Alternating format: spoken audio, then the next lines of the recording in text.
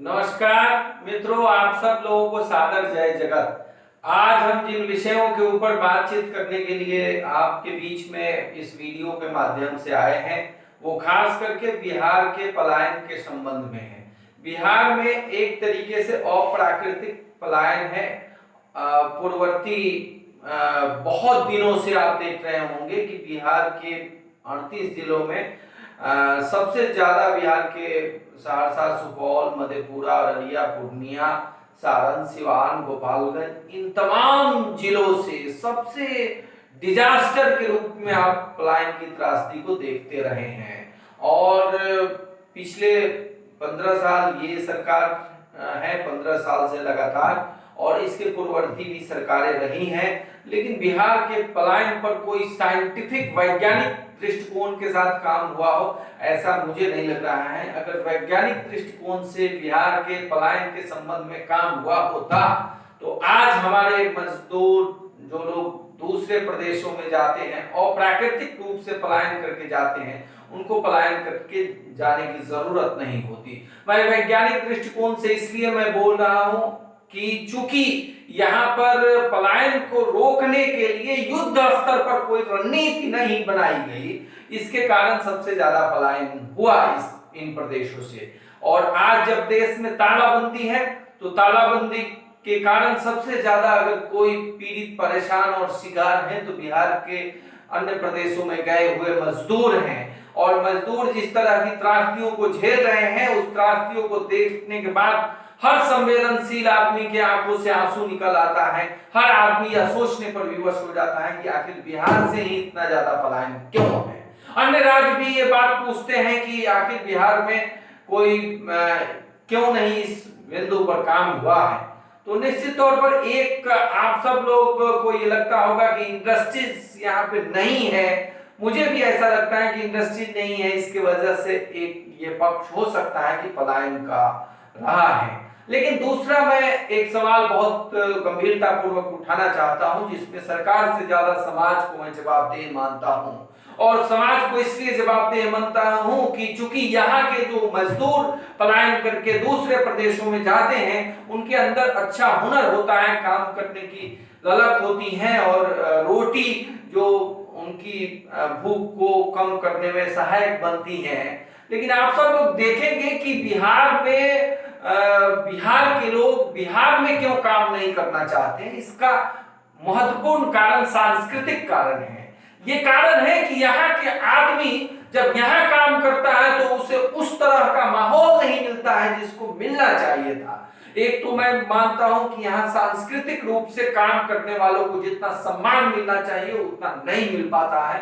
तो पहला काम ये होना चाहिए कि हर कामगार को हमें सम्मान के दृष्टिकोण से देखना पड़ेगा, ना कि उसको तिरस्कार के भाव से देखना पड़ेगा। चाहे वो काम बहुत छोटा ही क्यों ना हो, चाहे वो रिक्शा चलाने का ही काम क्यों नहीं हो, चाहे वो जूते में पॉलिश करने का काम क्यों नहीं हो, या कोई भी काम अगर कोई व्यक्ति करता है तो हमारे लिए वो प्रतिष्ठा का पात्र है। और अपने काम के बदौलत अगर रोजी और रोटी अपना खोज रहा है तो वो हमारे लिए प्रतिष्ठा का बात है।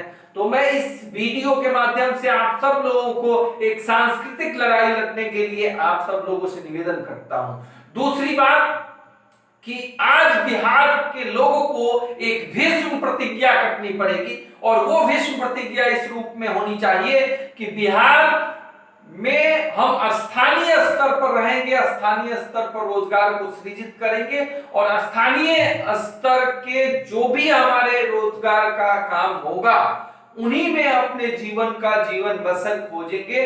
दूसरे प्रदेश में और दूसरे देशों में तब तक नहीं जाएंगे जब तक कि हम यहाँ एक नेचुरल प्रोसेस को अंगीकार करते हुए जाने की अपने आप को स्वीकृत नहीं कर रहे हैं। रोटी की बहुत बड़ी त्रासदी के लिए बिहार में रोजगार नहीं मिल रहा है, इसके लिए नहीं जाएंगे।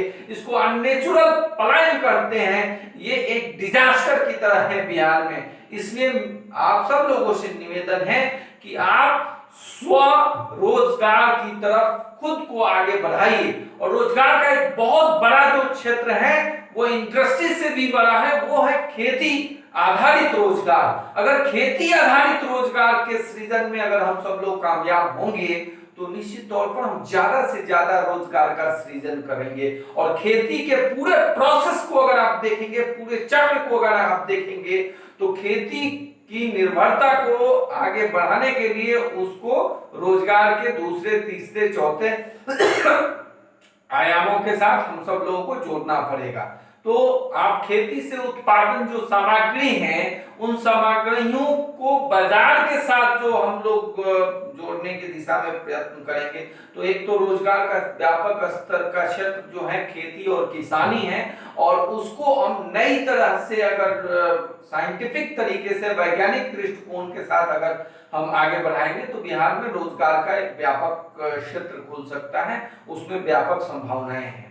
दूसरी बात, एक महत्वपूर्ण आप लोगों के बीच में मैं बोलने के लिए जा रहा हूं, पूरा दुनिया आज ग्लोबलाइजेशन का एक तरीके से कॉन्सेप्ट को अंगीकार किया है, और ग्लोबलाइजेशन का फायदा अगर सबसे ज्यादा अगर किसी को है तो बड़ी से बड़ी मल्टीनेशनल कंपनियों को है।